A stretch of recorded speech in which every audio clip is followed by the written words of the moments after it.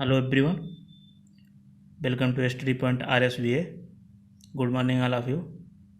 Study point RSVA के इस video में हम देखेंगे डेली करंट अफेयर्स। जो लोग चैनल पे नए हैं वो प्लीज़ चैनल को सब्सक्राइब कर लें और बेल आइकन को ऑन कर लें, जिससे आने वाली वीडियो का नोटिफिकेशन आपके पास पहुंचता रहे। आज की इस वीडियो में हम देखेंगे 31 मई 2021 के करंट अफेयर्स। पहला क्वेश्चन है, जल्द ही में किस सोशल मीडिया प्लेटफॉर्म ने भारत सरकार के खिलाफ दिल्ली में एक मुकदमा दायर कराया है जिसमें नए आईटी नियमों पर रोक लगाने की मांग की गई है? As the new IT rules of India came into force, which social media company has sued the Indian government in Delhi court and asked to block regulations? तो ये है व्हाट्सएप सोशल मीडिया कंपनी है जो दिल्ली हाई कोर्ट में एक मुकदमा दायर की है भारत सरकार के खिलाफ। तो इसका ऑप्शन सही ऑप्शन होगा व्हाट्सएप, सी पार्ट। तो इसका देखिए मामला क्या है, भारत सरकार और व्हाट्सएप के बीच जो चल रहा है इसमें, ये एक व्हाट्सएप में है जिसको बोलते हैं end to end encryption. End to end encryption जो होता है, इससे हमारी जो प्राइवेसी होती है उसको लीक नहीं होता है इससे। तो जो भारत सरकार है वो चाहती है कि जैसे व्हाट्सएप पे जो मैसेज फॉरवर्ड किए जाते हैं, जो मैसेज भेजे जाते हैं, उसमें कई बार ऐसे मैसेज होते हैं जो कास्ट के नाम पे नहीं तो और किसी मैटर पे ये समाज में जैसे इस मैसेज के थ्रू दंगे फैल जाते हैं। पिछले कई सालों में हमने देखा कई दंगे ऐसे हुए हैं जिससे कि सोशल मीडिया के थ्रू ये दंगे हो जाते हैं। तो भारत सरकार चाहती है कि ये जो ऐसे मैसेज हैं इनको ये मैसेज सबसे पहले किसने रिवील किया, किसने भेजा, ये इन्फॉर्मेशन भारत सरकार को मिले। लेकिन व्हाट्सएप ऐसा करने से मना कर रहा है। ऐसा करने से वो कह रहा है कि अगर हम ऐसा करेंगे तो जो यूज़र हैं उनकी प्राइवेसी सेफ नहीं रह जाएगी। तो अब ये व्हाट्सएप पे अपने हिसाब से सही है और भारत सरकार भी सही कर रही है। अगर प्राइवेसी के हिसाब से देखा जाए तो वो तो सही है, लेकिन इससे बहुत ज़्यादा पिछले कई सालों में दंगे भी हुए हैं। तो ये मामला कोर्ट में है, कोर्ट मामला है, लंबा खींचेगा, देखिए।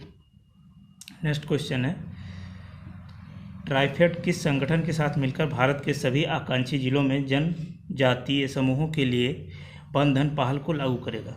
TRIFED has partnered which organisation to implement Van Dhan Yojana in districts identified as aspiration.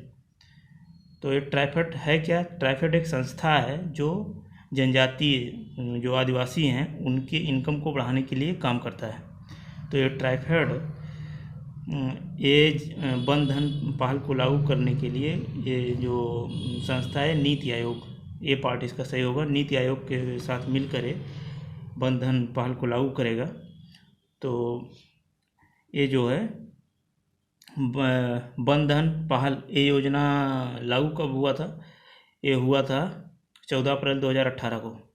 14 अप्रैल के दिन हम सब जानते हैं वो डॉक्टर भीमराव अंबेडकर जी की जयंती होती है, तो उसी दिन ये लागू हुआ था वन धन योजना।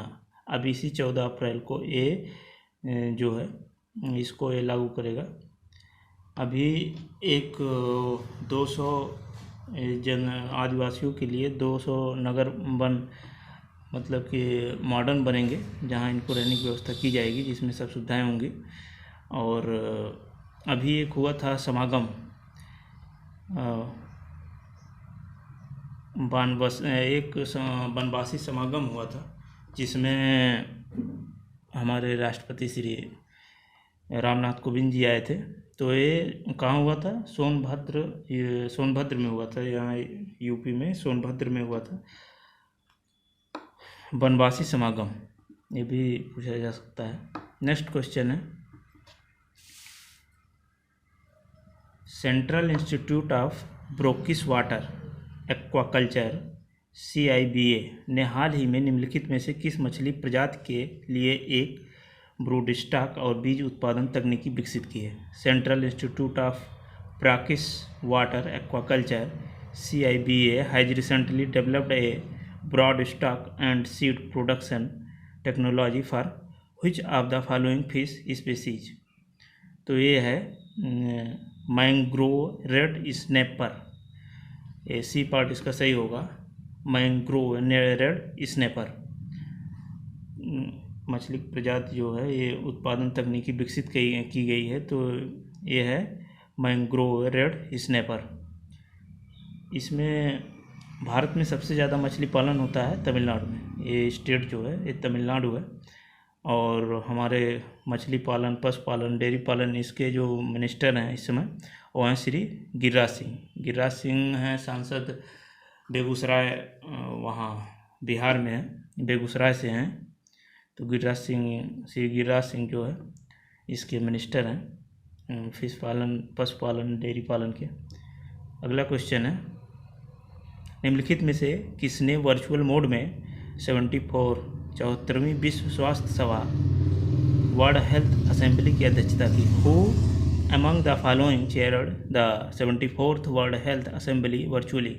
तो ये थे डॉक्टर हर्षवर्धन। डॉक्टर हर्षवर्धन जो हैं हमारे स्वास्थ्य मंत्री हैं, तो इन्होंने 74th वर्ल्ड WHO के असेंबली में जो वर्चुअल अध्यक्षता की है वो हैं डॉक्टर हर्षवर्धन। ये पार्ट सही होगा। अगला क्वेश्चन है, किस संगठन ने 15 मई से 31 मई तक एक विशेष GSV रिफंड डिस्पोजल अभियान शुरू किया है? Which organisation has launched a special GST refund disposal drive from 15 May to 31 May? तो ये चालू किया है केंद्रीय अप्रत्यक्ष कर और सीमा शुल्क board, central board of indirect taxes and customs. तो ये चालू किया है। इसमें जो ITR फाइल किया जाता है ये सब 15 मई से 31 मई के बीच में जो फंसा हुआ है सब कुछ क्लियर हो जाएगा। तो ये चालू किया है सी पार्ट, केंद्रीय अप्रत्यक्ष कर और सीमा शुल्क board, central board of indirect taxes and customs. Next question है, केंद्रीय मंत्रिमंडल ने प्रधानमंत्री श्री नरेंद्र मोदी जी की अध्यक्षता में हुई बैठक में 2021 में मालदीव के किस शहर में एक नए वाणिज्य दूतावास को खोलने की मंजूरी दी है? The union cabinet chaired by the prime minister Shri Narendra Modi has approved the opening of a new consulate general of India in which of Maldives.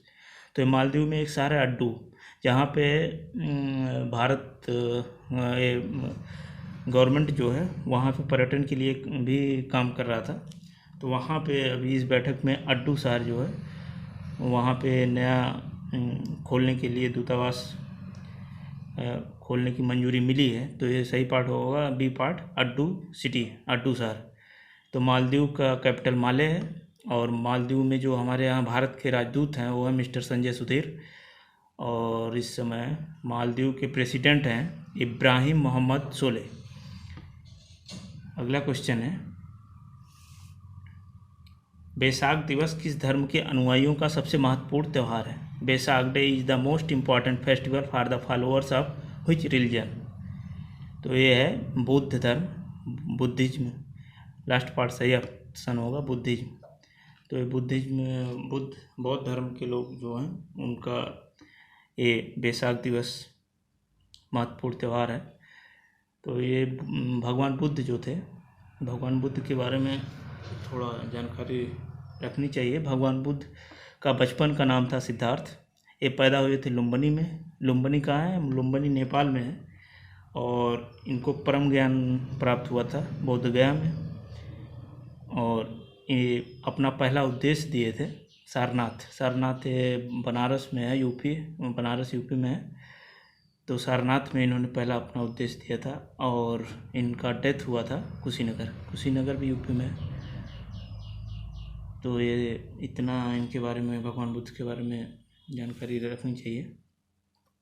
अगला क्वेश्चन है, राष्ट्रीय हरित अधिकरण NGT ने मेकेदातु बांध निर्माण उल्लंघन पर एक पैनल का गठन किया है। बांध किस नदी पर बनाया जा रहा है? NGT has set up A panel on Mekedatu dam construction violation, the dam is being constructed on which river. तो ये रिवर है कावेरी। ये जो बात बन रहा है इस पे इस समय ज़्यादा इसका विरोध हो रहा है।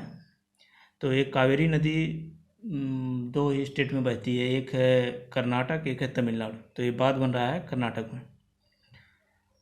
अगला क्वेश्चन है, द स्पिरिचुअल सीईओ पुस्तक के लेखक कौन है? Who is the author of book the spiritual CEO? तो इसके जो ऑथर हैं वो हैं यश प्रकाश। सी पार्ट इसका सही ऑप्शन होगा, यश प्रकाश। अगला क्वेश्चन है, जल्द ही में किस देश के सैन्य अधिकारियों ने वहां के राष्ट्रपति वाह यंडाव और प्रधानमंत्री मोक्टर ओवानो को हिरासत में लिया है? The military officers of which country has recently detained president Bah Ndaw and prime minister Moctar Ouane of the interim government. देखिए यहाँ पे भी हो सकता है तख्ता पलट देखने को मिले। तो यहाँ की मिलिट्री, ये देश है माली, माली देश में, ये सही ऑप्शन होगा ए पार्ट, माली। तो यहाँ के जो मिलिट्री है वहाँ के प्रेसिडेंट और प्राइम मिनिस्टर दोनों को अरेस्ट कर लिया है।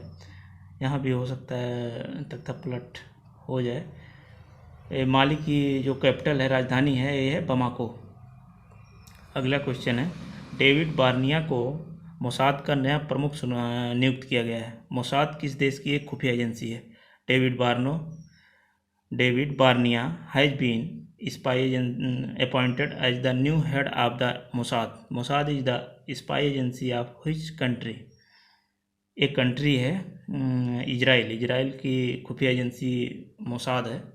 तो ये कंट्री होगी इजराइल। वहाँ के प्रमुख ये जो हुए हैं, David Barnea has been appointed the new head of Mossad. तो डेविड बार्निया हुए हैं मोसाद इजराइल की